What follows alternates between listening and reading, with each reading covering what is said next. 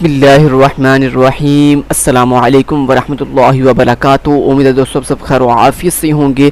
जैसा कि दोस्तों आपको पता है कि हमने CS 506 के जो शॉर्ट लेक्चर्स हैं वो स्टार्ट किए हुए हैं। आज हमारा लेक्चर नंबर 15 है। लेक्चर नंबर 14 को अगर नहीं देखा तो ज़रूर वॉच कर लीजिएगा, क्योंकि आपको पता है दोस्तों जावा को डाटाबेस के साथ कनेक्ट करने का तमाम प्रोसीजर मैंने लेक्चर नंबर 14 के अंदर आपको डिटेल से बताया था।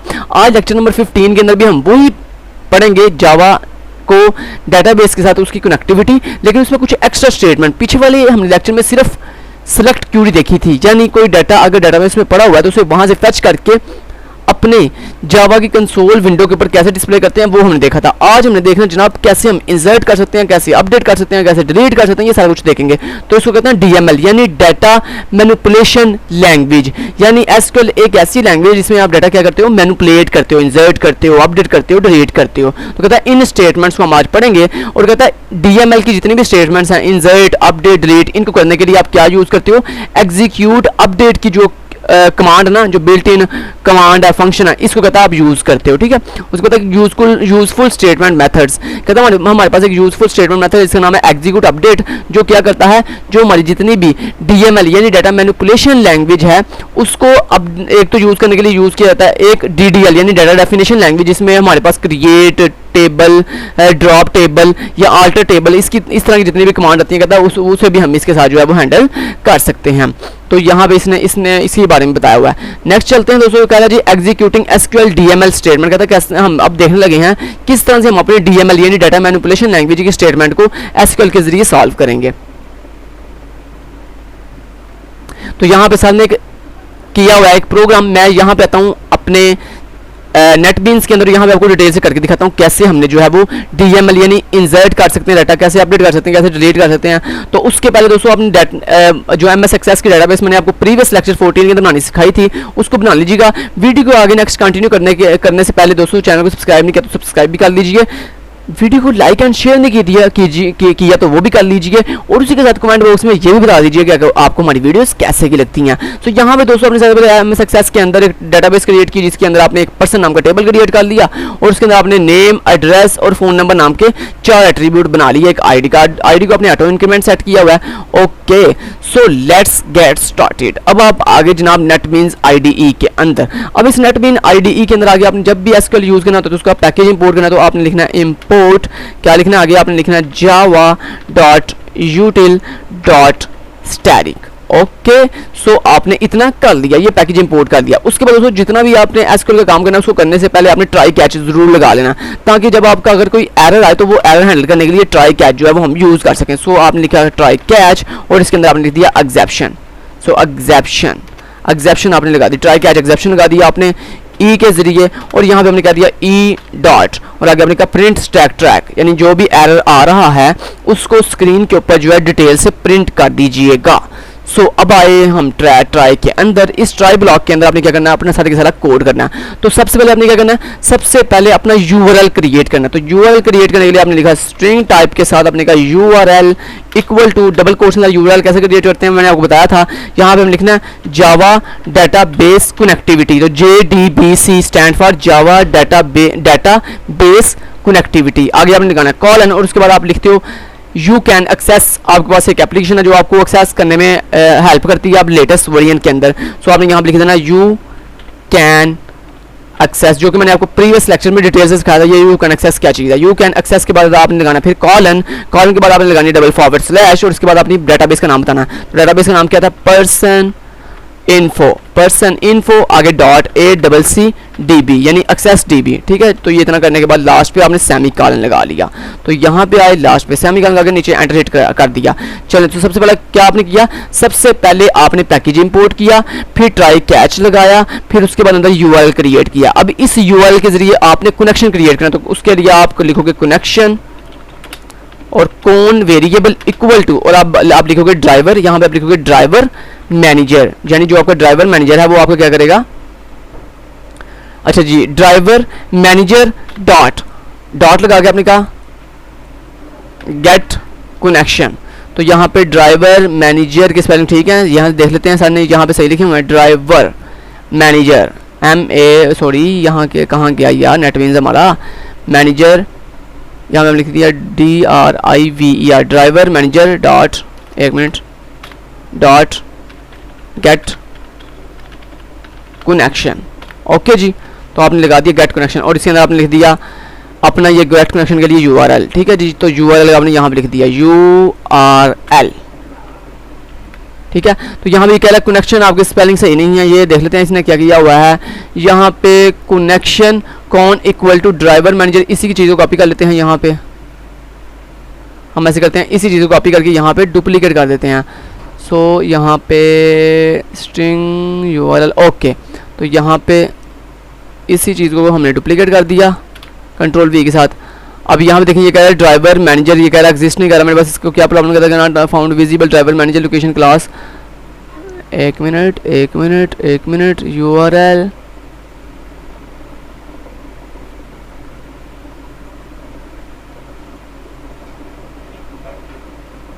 ओहो सॉरी यार, सॉरी, आपने भी बताया नहीं है कि हम यूटिल लिखी जा रहे हैं, हमने लिखना था यहाँ पे SQL। मैं भी कह रहा हूँ हमारा एरर क्यों आ रहा है, क्योंकि हमने दोस्तों SQL का काम कर रहे हैं, तो SQL का पैकेज इंपोर्ट करना है आपने।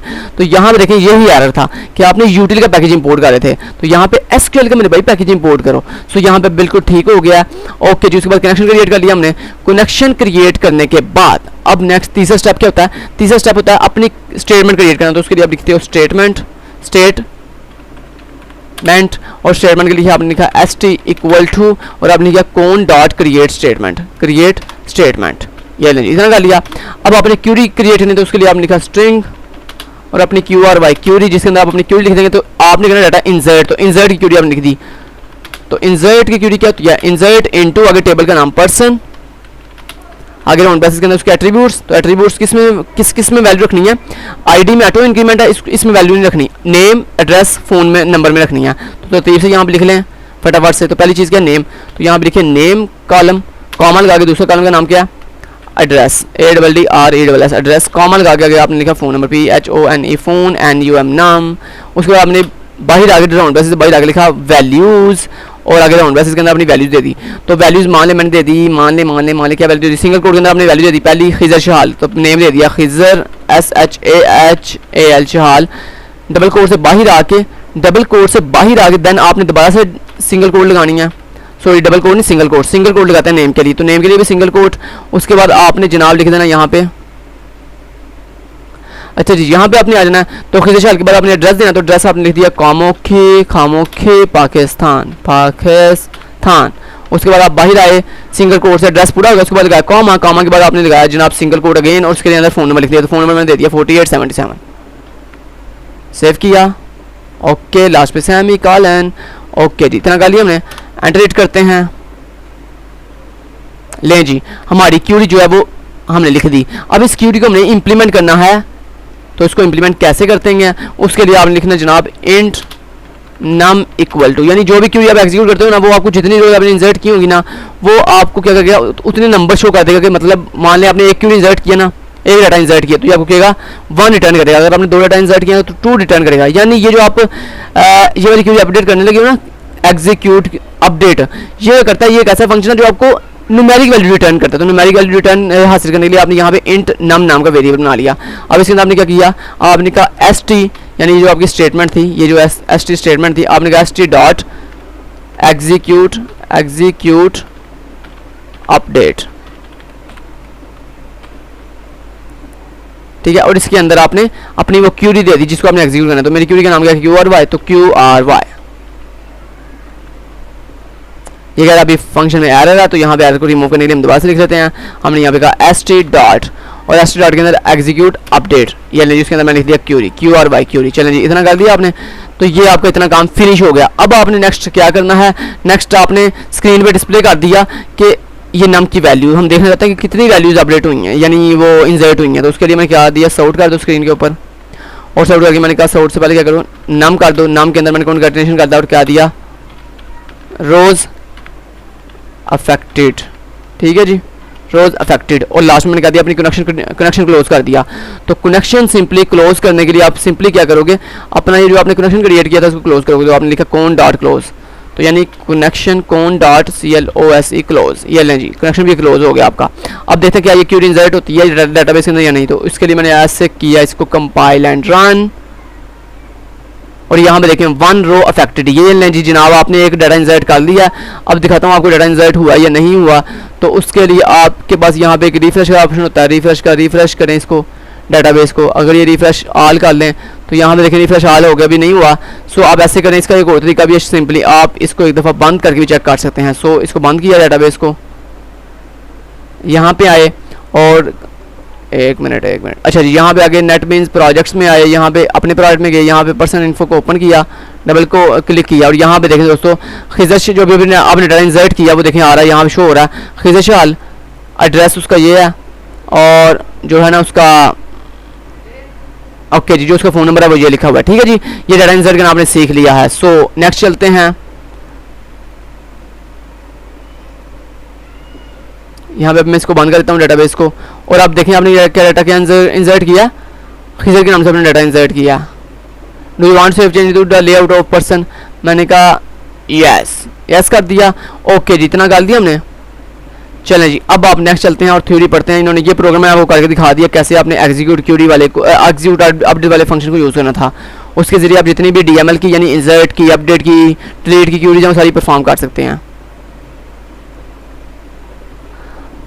अब नेक्स्ट चलते हैं।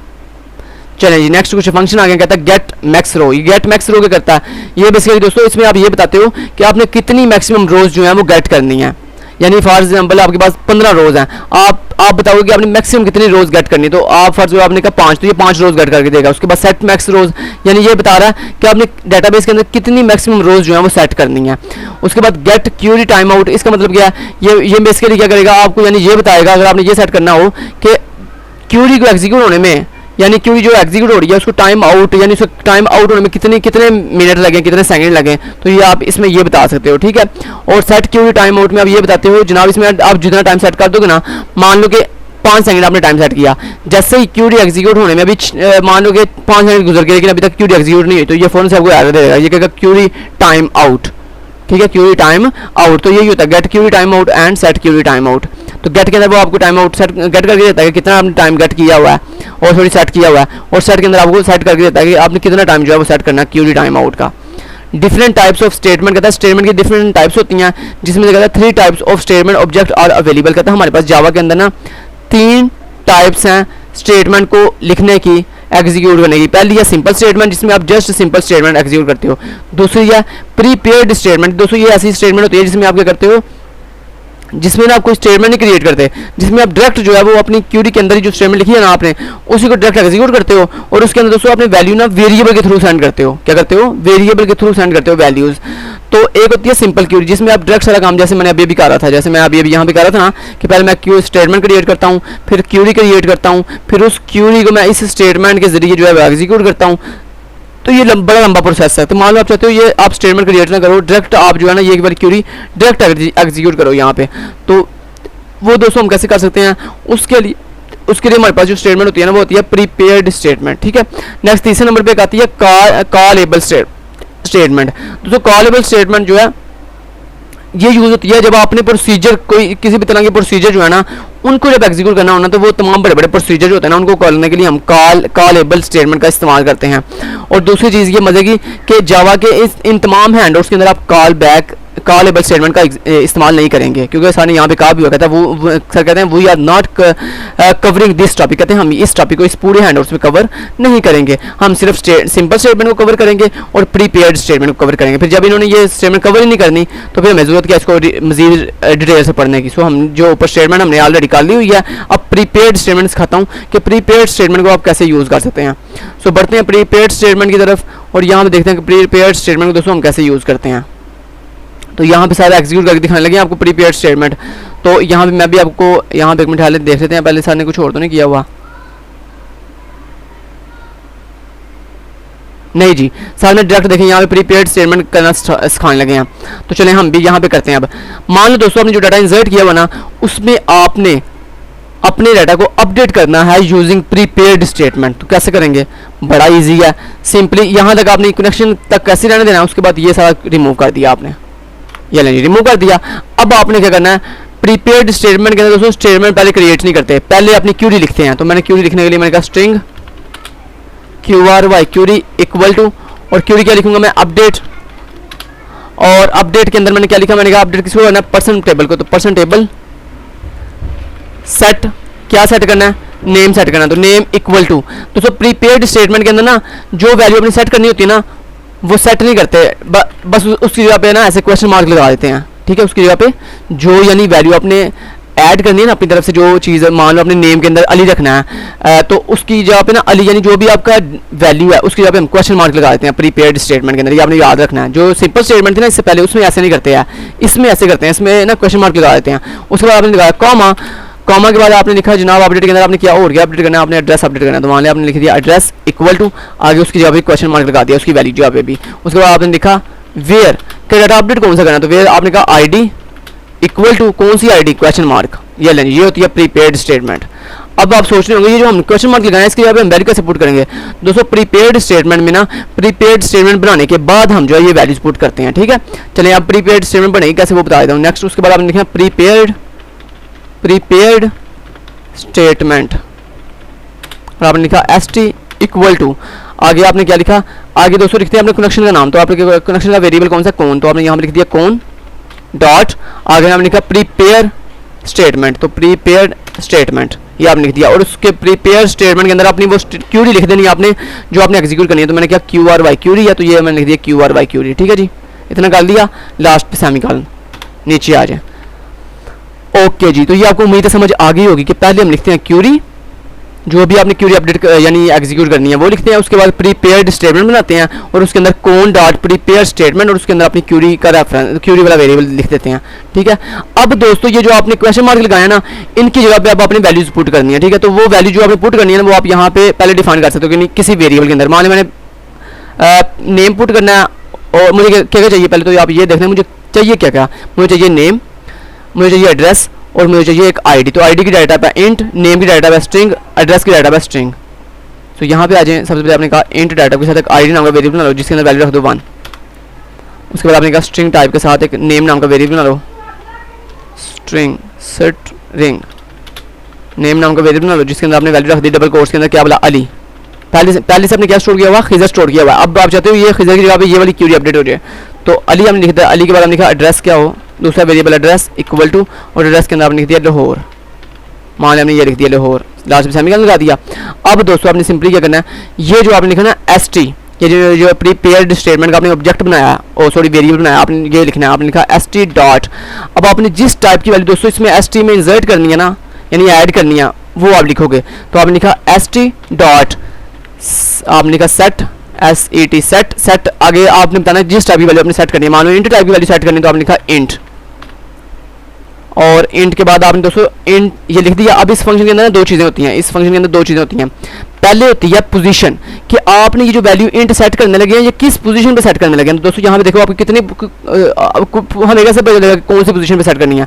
तो दोस्तों ये जो क्वेश्चन मार्क आपने लगाए हुए ना इनकी पोजीशन काउंट कर लो, लोकेशन काउंट कर लो। तो ये पहला क्वेश्चन मार्क है, ये दूसरा क्वेश्चन मार्क है, ये तीसरा क्वेश्चन मार्क है। तो दोस्तों आपने आईडी किस जगह पुट करनी है, तीसरे क्वेश्चन मार्क की जगह पे। तो दोस्तों जितने जो से नंबर वाले क्वेश्चन मार्क की जगह पे आपने ये चीज़ पुट करनी है ना वो वाले क्वेश्चन मार्क के आपने नंबर बताना है। तो मैंने कहा तीसरे क्वेश्चन मार्क की जगह पे मैंने वैल्यू पुट करनी है, आगे लगाया कॉमा, और कॉमे के बाद आपने जो वैल्यू पुट करनी है वो वाली लिख दी।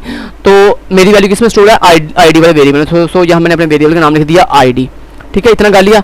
उसके बाद अब आपने क्या करना है, अब आपने नेम सेट करना है। तो नेम किस जगह पे सेट करना है, पहले क्वेश्चन मार्क की जगह पे। तो आपने सिंपल क्या लिख दिया, आपने यहाँ पे लिख दिया ST डॉट सेट, सेट के आगे जिस टाइप की वैल्यू सेट करनी है। तो आपने किस टाइप की वैल्यू सेट करनी है, स्ट्रिंग टाइप की। तो आपने लिखा स्ट्रिंग और राउंड ब्रैकेट के अंदर आपने पहले बताई लोकेशन, तो कौन सी लोकेशन है, क्वेश्चन मार्क की पहली लोकेशन है। और उसके बाद आपने बताया जो आपने वैल्यू सेट करनी है। तो मेरी वैल्यू किस में सेट, मेरी नेम किस में पड़ा हुआ है, नेम वाले वेरिएबल में। सो मैं यहाँ पर लिख दिया नेम।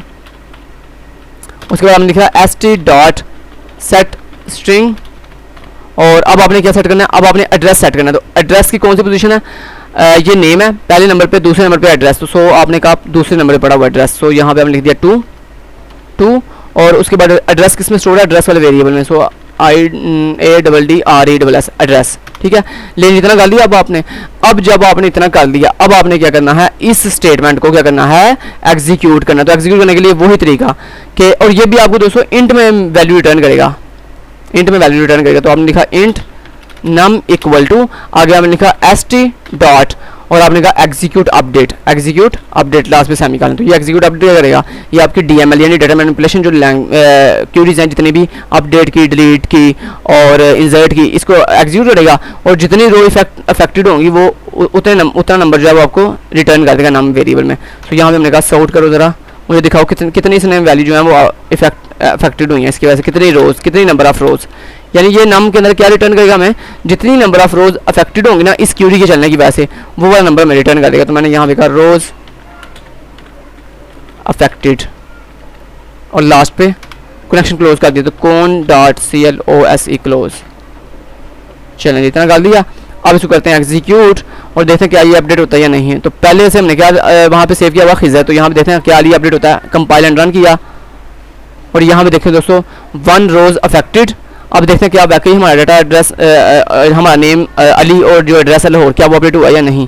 तो यहाँ पे गए नेटबीन्स प्रोजेक्ट्स में गए, 506 में गए, पर्सन इन्फो वाली डेटाबेस को ओपन किया, डबल कोर्स इसको ओपन किया और यहाँ पे देखें दोस्तों बूम, ये देख रहे हैं आप, ये देखें ज़रा आपके नाम जो जहाँ पे पहले खिज़र शाह लिखा हुआ था वहाँ पे देखें अली आ गया और एड्रेस जहाँ पे लिखा हुआ था कामोगी पाकिस्तान, यहाँ पे देखें लाहौर आ गया। तो ये दोस्तों इस तरह से हम डाटा जो है वो अपडेट करते हैं। तो ये थी दोस्तों हमारे पास सिंपल स्टेटमेंट। पहले मैंने आपको सिंपल स्टेटमेंट करवाई है, बाद में मैंने आपको प्रीपेड स्टेटमेंट जो है वो करवा दी है।